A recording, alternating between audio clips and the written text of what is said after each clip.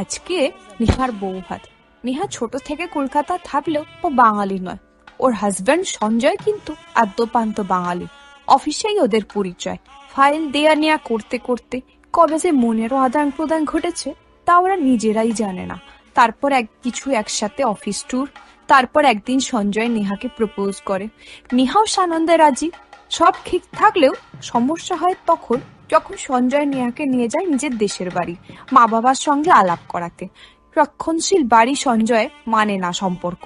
যাই হোক, অনেক ঝড় ঝাপটা পেরিয়ে অবশেষে আজকের দিনটা ওদের জীবনে এসেছে। ওরা সবাই খুব খুশি আজকে।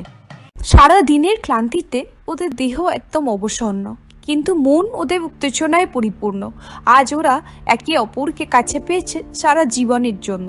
সঞ্জয়ের চোখ যেন সরছে না নেহার থেকে। আর নেহা আয়নার সামনে তখনও দাঁড়িয়ে। হঠাৎ ঘরের আলোটা তপ করে নিভে গেল। ঘরটা যেন নিমেষে ঘুটঘুটে হয়ে গেল। এই ঘুটঘুটে অন্ধকারে সামনে সঞ্জয় নেহাকেও দেখতে পাচ্ছে না। চোখটা একটু সওয়ার পরে সঞ্জয় তাকালো নেহার দিকে। এ কি?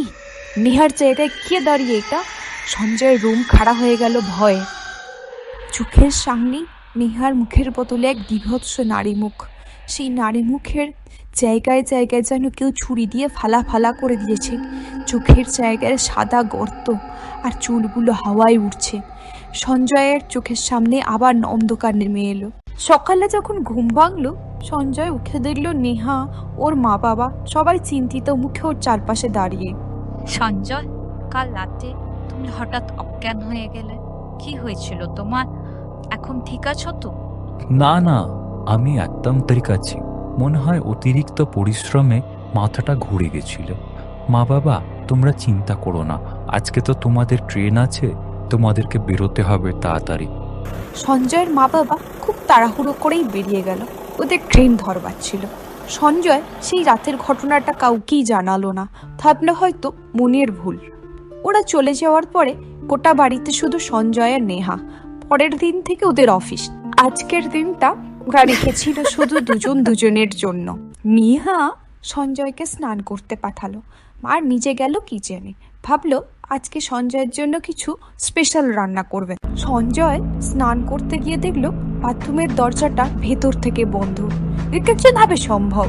নেহা তখন কিচেনে, তাহলে বাথরুমের মধ্যে কে? ঠিক তখনই নেহা এসে দাঁড়ালো সঞ্জয়ের সামনে। নেহাকে দেখে সঞ্জয় আর্তনাদ করে উঠল। বাথরুমে তাহলে ভেতরে কে রয়েছে? দরজা তো বন্ধ। নেহা কিছুই বলল না। হঠাৎ করে পাগলের মতো হাসতে শুরু করে দিল। আর বাথরুমের দরজাটাও যেন তখনই খুলে গেল। কই, ভেতরে তো কেউ নেই। সঞ্জয় স্নান করে নিচে নেমে দেখলো নেহা তখনও রান্নাঘরেই আছে। নেহা ঘাড় ফিরিয়ে সঞ্জয়কে দেখে মধুর হেসে বলল, কি গো, স্নান করতে কত দেরি করলে? এদিকে আমার রান্না কখন শেষ? আমি না তোমার জন্য একটা দারুণ রান্না করেছি। সঞ্জয়ের সাথে যা যা ঘটছিল তাতে সঞ্জয়ের মনটা ভালো ছিল না। সঞ্জয় নেহার কথায় রেগে গেল। বলল, তুমি তো দেখলে আমি বাথরুমের দরজাটা কতক্ষণ ধরে খুলতেই পারছিলাম না। তুমি তো খুব হাসলেও, তারপরে এখন আবার জিজ্ঞাসা করছো যে দেরি কেন হলো। কিন্তু নেহা যা বলল তাতে সঞ্জয়ের ভয় যেন আরও চতুর্গুণ বেড়ে গেল। সঞ্জয় বুঝে উঠতে পারছিল না কি হচ্ছে ওর সঙ্গে। নেহা বলল, নেহা নাকি সারাক্ষণ রান্নাঘরে ছিল, ওপরে একবারও যায়নি। হঠাৎ যেন সঞ্জয়ের চোখটা ঝলসে উঠল। চারপাশে এত আগুন কি করে ধরে গেল? আর সেই আগুনের মধ্যে দিয়ে এটা কার মুখ দেখা যাচ্ছে? এটা তো নেহার মুখ নয়, কিন্তু অতি পরিচিত একটা মুখ। বিভৎস, চারদিকে পোড়া। আর পারল না সঞ্জয়। সঞ্জয় বসে পড়ল মাথা ঘুরে। নেহা কিন্তু এসব কিছুই দেখতে বা শুনতে পেল না। নেহা ভাবল সঞ্জয় হয়তো বিয়ের ধকলে অসুস্থ হয়ে পড়ছে। তাই নেহা সঞ্জয়কে বলল, তুমি একটু ঘুমিয়ে নাও, বরং ভালো লাগবে। আর সঞ্জয়েরও নেহাকে কিছু বলার মতো ক্ষমতা ছিল না। তাই সঞ্জয় একটা অন্য ঘরে গিয়ে শুয়ে পড়ল। সঞ্জয় অঘরে ঘুমাচ্ছিল। দিন কখন রাত হয়ে গেছে তাও টেরও পায়নি। হঠাৎ ঘরের মধ্যে যেন একটা কিসের আওয়াজ। মনে হচ্ছিল কানের কাছে যেন কেউ একটা ডাকছে। সঞ্জয় ধরফর করে উঠে বসলো বিছানা। আর তখনই সঞ্জয়ের নজরে পড়ল খাটের নিচে বসে একটা কালো বিড়াল এক দৃষ্টে ওকেই দেখে যাচ্ছে। সঞ্জয়ের গাটা শিহরণ দিয়ে উঠল। কালো বিড়াল এর আগে তো কখনো এরম দেখেনি, আশেপাশেও নেই। কোথা থেকে এলো ঘরে কালো বিড়ালটা? সঞ্জয়ের দিকে ক্রমশ বিড়ালটা এগিয়ে আসছিল। হঠাৎ জ্বলে উঠল দাউ দাউ আগুন, আর সেই আগুনে আবার ভেসে উঠল সেই চেনা পরিচিত ভয়ঙ্কর মুখ। এই মুখ যা সঞ্জয়কে ঘুমাতে দিচ্ছে না একদিন ধরে। সঞ্জয় প্রাণ ভয়ে ছুটতে শুরু করলো।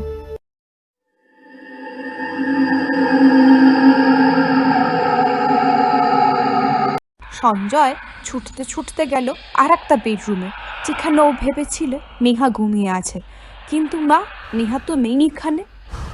তাহলে কি নেহা ডাইনিংয়ে বসে আছে?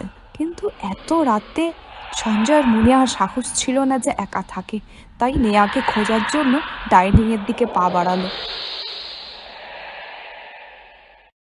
বসার ঘরে গিয়েও নেহাকে দেখতে পেল না সঞ্জয়।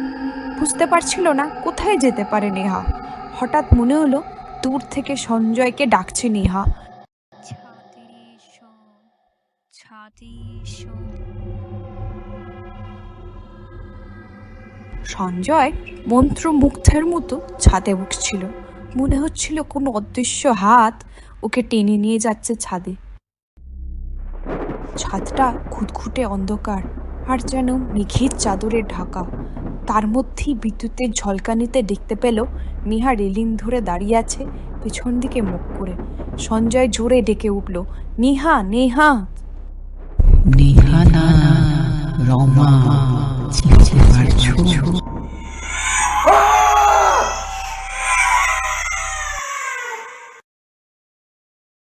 পরের দিন সকালবেলা পথচারীরা রাস্তায় বেরিয়ে দেখতে পেল একটা লাশ। পাশের বাড়ির একজন ছিল, সে চিনতে পারল এটা তো সঞ্জয়ের লাশ। তবে কি আগের দিন রাত্রিবেলা সঞ্জয় আত্মহত্যা করেছে ছাদ থেকে লাফিয়ে? একমাত্র সঞ্জয় জেনেছিল যে সেই রাত্রে এসেছিল রমা, ওর প্রথম স্ত্রী, যাকে ওর মা বাবা দেশ থেকে পছন্দ করে ওর সাথে বিয়ে দিয়েছিল। রমা ছিল সহজ সরল গ্রাম্য, তাই সঞ্জয়ের কোনোদিনই পছন্দ ছিল না রমাকে। কিন্তু নেহা অবাঙালি হওয়ার কারণে সঞ্জয়ের মা বাবা রমাকে পছন্দ করেছিল। সঞ্জয় রমাকে কারণে অকারণে তিরস্কার করত, মারত। ভেবেছিল তাতে হয়তো রমা ওকে ছেড়ে চলে যাবে নিজের বাড়ি, আর সঞ্জয়ও নেহাকে বিয়ে করতে পারবে। কিন্তু রমা অত্যন্ত গরিব হওয়ায় সেই সমস্ত অত্যাচার সয়ে সেখানেই পড়ে থাকত। তারপর এলো সেই দিনটা। সঞ্জয় রাগের মাথায় আগুন লাগিয়ে দিল রমার গায়ে।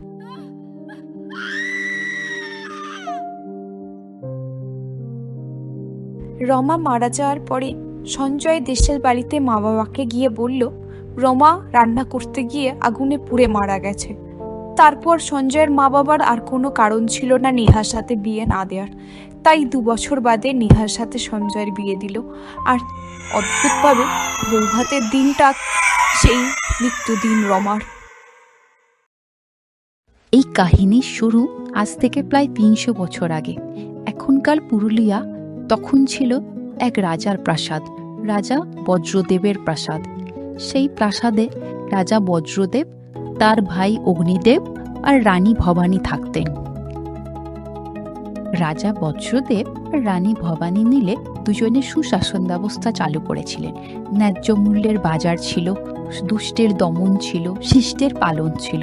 তাই তারা দুজনে অল্প সময়ের মধ্যেই প্রজাদের কাছে খুবই আদরণীয় হয়ে উঠেছিলেন। কিন্তু রাজ্যবাসীর এই সুখ ছিল খুবই ক্ষণস্থায়ী। হঠাৎ করে পাশের রাজ্যের এক অত্যাচারী রাজা আক্রমণ করে বসে এই রাজ্য। এক ভয়ঙ্কর যুদ্ধ লাগে, আর যুদ্ধ শেষে সেই অত্যাচারী রাজা পরাজিতও হন। কিন্তু রাজা বজ্রদেবের আর কোনো খোঁজ পাওয়া যায় না। কেউ কেউ বলে উনি হয়তো আত্মগোপন করেছেন, কিন্তু রাজ্যে আর ফিরে আসেননি। রাজা বজ্রদেবের পরে অগ্নিদেবের রাজা হওয়ার কথা ছিল, কিন্তু পারিষদবর্গ মিলে আলোচনা করেন যদি রাজা বজ্রদেব ফিরে আসেন, সেই ভেবে রানী ভবানীকে বকলমে রাজ্য চালনা করার প্রস্তাব দেয়া হয়, আর অগ্নিদেবকে বলা হয় রানীকে সহায়তা করার জন্য। এই অগ্নিদেব ছিল অত্যন্ত কুপিল স্বভাবের। সামনে থেকে সে রানী ভবানীর রাজ্য চালানো মেনে নিলেও ভিতরে ভেতরে ষড়যন্ত্র করতে থাকে আর ভাবতে থাকে কিভাবে রানী ভবানীকে সরাবে সিংহাসন থেকে। সুযোগ সে পেয়েও যায়। একদিন রানী ভবানীকে অন্ধকারে একজনের সাথে কথা বলতে দেখে সে কুৎসারটায় যে রানী ভবানী পরকীয়ায় লিপ্ত। অগ্নিদেবের এই কাজে সহায়তা করতে এগিয়ে আসে মন্ত্রী গিরিধারী আর এক পুরাতন বন্ধু চন্দ্রবল্ল।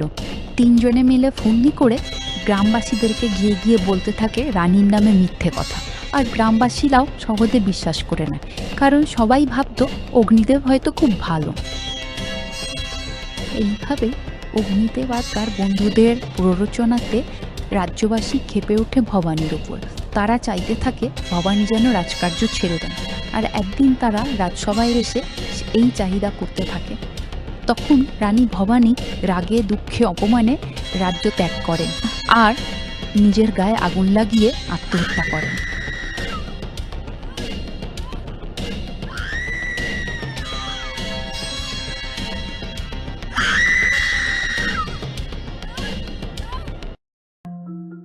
এভাবেই অগ্নিদেব নিজের পথের কাঁটা দূর করে আর নিজেকে রাজা ঘোষণা করে, আর চন্দ্রবল্লভ আর গিরিধারীও রাজার প্রধান পার্শ্বচর হিসেবে রাজকার্যে যোগ দেয়। অগ্নিদেবের রাজকার্যের 2 বছর পেরিয়ে যায়। হঠাৎ করেই অগ্নিদেবের রাজ্যের ওপর নেমে আসে এক দুর্যোগ। রাতের অন্ধকারে এক গ্রামবাসী শুনতে পায় এক অদ্ভুত আওয়াজ, যেন কেউ কাঁদছে আর ডাকছে তাকে।